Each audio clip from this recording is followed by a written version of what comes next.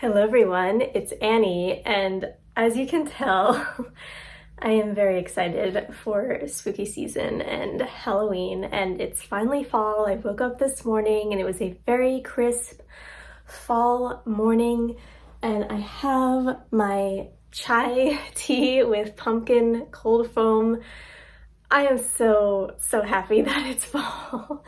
So I thought I'd take the opportunity today to go over my favorite spooky book recs. So these recs are a little bit scary, very cozy, will definitely give you the fall Halloween vibes that you want. We got some dark academia in there, and let's get started. First off, this should come as no surprise to you if you know my channel. I have Catherine House by Elizabeth Thomas. This is a dark academia pick that is just deliciously mysterious and spooky. It has some cult vibes in there as well. If you like Vita Nostra, then you will love this as well. This follows the main character who gets into this mysterious college called Catherine House, and while there she discovers that there is a special subject of study that certain students are allowed to go into that is very mysterious and perhaps sinister as well. And so she tries to discover the secret to Catherine House, and it's just peak vibes. I just love it so much. The character is bi as well, so that's amazing representation. It's quite short. If you like dark academia, look no further. I don't understand why this has such bad ratings on Goodreads. It's so deliciously and satisfyingly dark and mysterious, and it's just a satisfying read. So I can't recommend this one enough. And then we have Sawkill Girls by Claire Legrand, and this is a YA horror / thriller, and this takes place on a remote island called Sawkill, and it follows three main characters, three main girls. So who are the Sawkill girls? First we have Marion, who is the new girl in town. She just moved there. And then we have Zoe, who is the pariah. She is luckless and lonely. She's also asexual, which is amazing representation in this book. And then we have Val, who is the queen bee of Sawkill. She's beautiful, privileged, ruthless, and regal. She has words like silk and eyes like knives, a heart made of secrets, and a mouth full of lies. I love that so much. Their stories come together on the island of Sawkill Rock, where gleaming horses graze in rolling pastures, and cold waves crash against black cliffs. But girls have been disappearing for decades, stolen away by ravenous evil no one has dared to fight. Until now. Yeah, this is great. It's just so good. If you're into suspenseful books, look no further than this. This is very suspenseful. It has great characterization, great character relationships. It is sapphic, of course.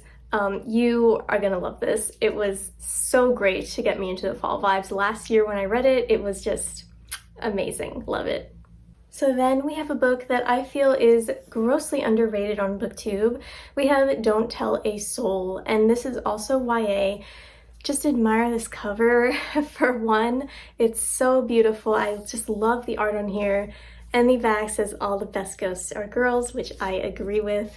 I love this. There is no romance in this, just to start off with that. If you're not into horror mixed with romance, don't be afraid of this. It's so good. It is kind of inspired by Rebecca. I won't say it's a Rebecca retelling, but it's inspired by it. So the main character, Bram, her life is kind of in shambles, and she goes up to the Hudson Valley to live with her uncle, whose life is also in shambles, in his mysterious mansion that is filled with secrets.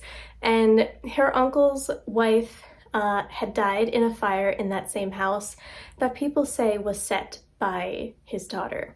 So this house is very scary if you're into books where the house kind of feels alive, or, you know, general haunted houses books, of course, but if you're into like the house has a mind of its own type of books, then you're definitely going to like this. Bram as a main character was incredibly nuanced and complex, and I loved her so much. I definitely related to her a lot.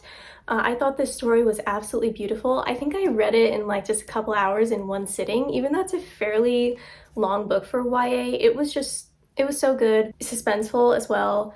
Because, you know, a lot of other girls have died in this house that she lives in, so she has to figure out why and how, otherwise she may be next. So I'm gonna leave it at that, but please don't miss this one, it's so good. And then one of my favorite books of last year, My Heart is a Chainsaw by the very famous Stephen Graham Jones. Of course, I want to give a shout out to The Only Good Indians, which I also really enjoyed.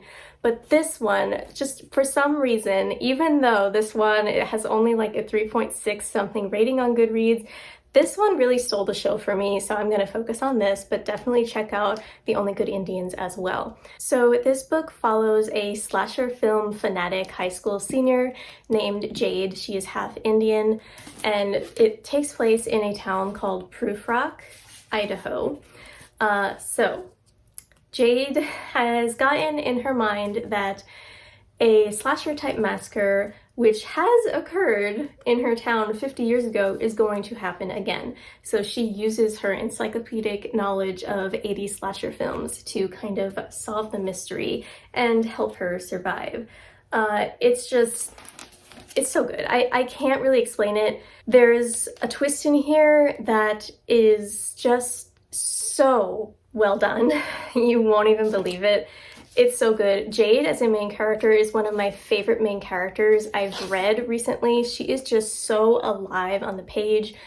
Her motivations are so visceral, and I love how in the book you have the story going on, of course, but you also have all of these essays that she wrote for some of her English classes about like her analyzing these final girl and slasher films, which I just so enjoyed reading. I loved those so much. Stephen Graham Jones's writing is just honestly unmatched, and if you haven't read this yet, what are you doing? It's so good. It cannot be missed. And then we have another one of my favorite books of last year. This is a little bit of a behemoth, but it's so amazing. It has such beautiful illustrations. Let me show you just one of them. It has these all throughout the book, like, it's just so beautiful. This is a gothic book / dark academia-ish. It's not really traditional horror, but there are some possible ghosts, possible hauntings, and like some curses going on, and definitely a lot of mystery. So if you're into like a gothic tone or a dark academia book, you're going to like this. This is also sapphic. Makes it that much better. So our story begins in 1902 at the Brookhan's School for Girls. Flo and Clara are obsessed with each other and with a young writer named Mary McLean, who is the author of a scandalous best-selling memoir. To show their devotion to Mary, the girls establish their own private club and call it the Plain Bad Heroine Society. They meet in secret in a nearby apple orchard until their macabre deaths. Yeah, it's so good. This is where their bodies are later discovered with a copy of Mary's book splayed beside them, the victims of a swarm of stinging, angry yellow jackets. Less than 5 years later, the Brookhound School for Girls closes its doors forever, but not before 3 more people mysteriously die on the property. Over a century later, now we have a different timeline. The now abandoned Brookhan's is back in the news when wunderkid writer Merritt Emmons publishes a breakout book celebrating the queer feminist history surrounding the haunted and cursed institution. Her best-selling book inspires a controversial horror film adaptation starring celebrity actor and lesbian it girl Harper Harper, who I love. She's one of my favorite characters in any book ever. Playing the ill-fated heroine opposite B-list actress and former child star Audrey Wells. But as Brookhan's opens its gates once again and our 3 modern heroines arrive on set to begin filming, past and present become grimly entangled, or perhaps just grimly exploited. And soon it's impossible to tell where the curse leaves off and Hollywood begins. Please read this, it's so good. It's just so good. All the timelines so enjoyable. It's so good. It's slow and just, oh, it's so good. It's gothic and in all the best ways possible. Please read this. Don't let the length or the Goodreads rating scare you. It's so good. Please read it. Okay, now we have a few that I don't own. So first I'd like to talk about Confessions by Kanae Minato, which is translated from Japanese, and this could be considered dark academia. The way it's written, the narrative style it's written in is so unique and so good. It really adds to the mystery and fear factor of the story. It's so good. Every single chapter is told from a different point of view. It's just so good. So the story is that this high school / middle school, I can't remember, teacher in Japan, she's retiring, but not before her last class, where she basically holds an inquisition and she tells them the story. She's retiring because her young daughter died on school grounds in the pool, thought to be a victim of accidental drowning, but she is convinced that one of her students killed her daughter. And my God, is this story good? This is a masterpiece, seriously. It's just an easy 5 stars. Kanae Minato is a genius of psychological horror. This is really psychological, and like you get to explore what the human mind is really capable of doing and the cruelty that is capable of doing as humans. It's just so good and just scary in a sense of like you don't know what's going to happen and it keeps you guessing, and just the horrific tragedy of it all. Please read this. It's so good, and it's really, really short, so I'm just begging you to read it. It is so worth it. So now to end it off, we have 2 books that I believe would go very, very well together. So if you already read and enjoyed one of these, you would absolutely enjoy the other. The first of them is The Year of the Witching by Alexis Henderson. This is a YA horror about a young woman who lives in the lands of Bethel, which is like a fictional puritanical land where the prophet's word is law. So her name is Emmanuel, and her very existence is blasphemy because of her mother's union with an outsider of a different race, which cast her once proud family into disgrace. So Emmanuel does her best to worship the Father, follow the rules, and lead a life of submission and devotion. So I just love, let me tangent here, I love books that are set in this fictionalized puritanical setting because you get such great cult vibes because, like, let's be honest, yeah. And I just love it. But one day a mishap lures her into the forbidden darkwood forests surrounding Bethel, where the first prophet once chased and killed 4 powerful witches. Their spirits are still lurking there, and they bestow Emmanuel a gift of the journal of her dead mother, who Emmanuel is shocked to learn once sought sanctuary in the woods with the witches. Yeah, she's fascinated by the secrets in the diary, and she finds herself struggling to understand how her mother could have consorted with witches. But when she begins to learn grim truths about the church and its history, she realizes the true threat to Bethel is its own darkness. Love this so much. I believe this book is severely underrated. I don't really understand why people don't like this book. It's just so dark and just, I love the vibes of this. If you like witches and witchy stuff, I mean, this is absolutely a book for you. Definitely gets you into the Halloween vibes.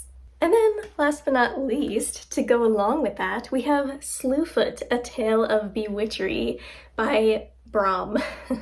This follows a spirited young English woman named Abatha who arrives at a Puritan colony, a fictionalized one, betrothed to a stranger, only to become quickly widowed when her husband dies under mysterious circumstances. All alone in this pious and patriarchal society, Abatha fights for what little freedom she can grasp onto, whilst trying to stay true to herself and her past. Enter Slewfoot, a powerful spirit of antiquity newly awoken, and trying to find his own role in the world, healer or destroyer, protector or predator. But as the shadows walk and villagers start dying, a new rumor is whispered: witch. Both Abatha and Slewfoot must swiftly decide who they are and what they must do to survive in a world intent on hanging any who meddle in the dark arts. Yeah, this book is so good. This is the one that I've read the most recently out of all on this list, and it just blew me away. The character of Agatha is so complex, and just you really feel all her emotions throughout the book. It's very difficult to read at times because of the just horrible sexism that she suffers. So definitely check some content warnings in here because there is some upsetting stuff. But her growth throughout the story is just so satisfying, and it just makes me want to climb on a broom and fly away. Like, I don't know how else to put it. It's so good. And this cover art, I mean, I kind of want it tattooed on me, to be honest. It's so good. It fits the story so well. It's just great. It's great. If you want a story about the not Salem witch trials, but something similar, and it is scary, just check it out. It's so good and it deserves more hype. Alright, so thank you so much for watching my spooky book recommendation video. Definitely let me know in the comments what your favorite horror, thriller, or any other spooky fall vibes book, dark academia, you name it, is in the comments down below, because I always want more recommendations for this. And enjoy the fall. Thank you so much for watching. If you liked this video, please like and subscribe to my channel, and I'll see you next time. Bye!